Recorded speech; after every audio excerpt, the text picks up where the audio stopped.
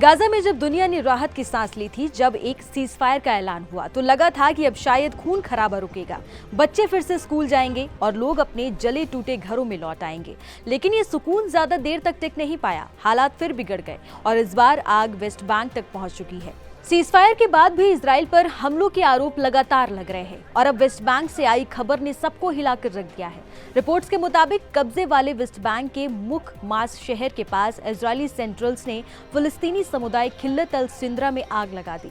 पल भर में धुएं के गुबार ने गांव को ढक लिया और वहां का आसमान फिर से डर और दहशत से भर चुका है। ये कोई नई कहानी नहीं है। कुछ ही दिन पहले रमल्ला के पास स्थित अल मुगियर गांव में भी ऐसी ही भयावह रात आई थी। करीब 50 से ज्यादा सेंट्रल्स रात के अंधेरे में मोहम्मद अबू आलिया नाम के एक फिलिस्तीनी के घर में घुस गए।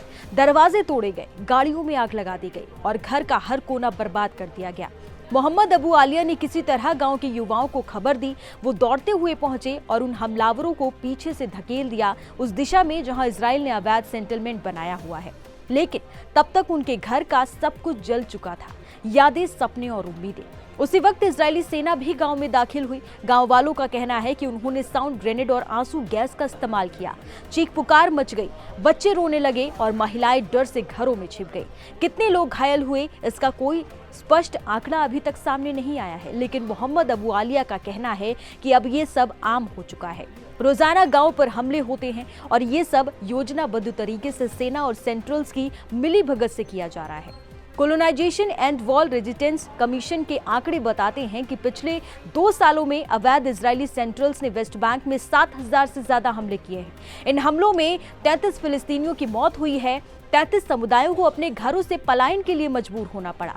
गाजा में युद्ध शुरू होने के बाद से वेस्ट बैंक के हालात और खराब हो गए हैं। अब तक 1057 फिलिस्तीनी मारे जा चुके हैं, 10,000 से अधिक घायल हैं और 20,000 से ज्यादा लोगों को गिरफ्तार किया जा चुका है, जिनमें 1600 बच्चे भी शामिल हैं। फिलिस्तीनियों का कहना है कि ये सिर्फ हिंसा नहीं बल्कि एक पूरी कम्युनिटी को मिटाने की कोशिश है। गांव खाली कराए जा रहे हैं, खेत जला दिए जा रहे हैं और धीरे धीरे हर जमीन पर कब्जा किया जा रहा है।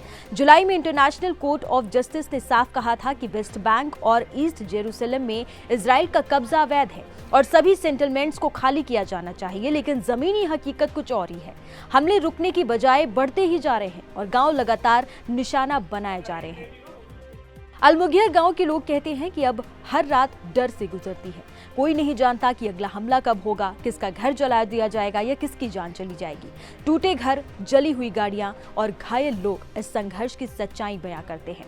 ये सिर्फ जमीन की लड़ाई नहीं रही, यह पूरे अस्तित्व की लड़ाई बन चुकी है। हर बच्चे की आंख में वही सवाल है कि हमारा कसूर क्या है। गाजा में सीजफायर भले ही हुआ हो, लेकिन वेस्ट बैंक की सड़कों पर अब भी धुआं है, अब भी डर है और अब भी इंसानियत मदद की पुकार लगा रहा है। ये जंग अब सिर्फ गोलियों की नहीं बल्कि उम्मीद और इंसानियत की है। इस पूरी खबर पर आपकी क्या राय है, हमें कमेंट बॉक्स में जरूर बताइएगा। तब तक के लिए नमस्कार।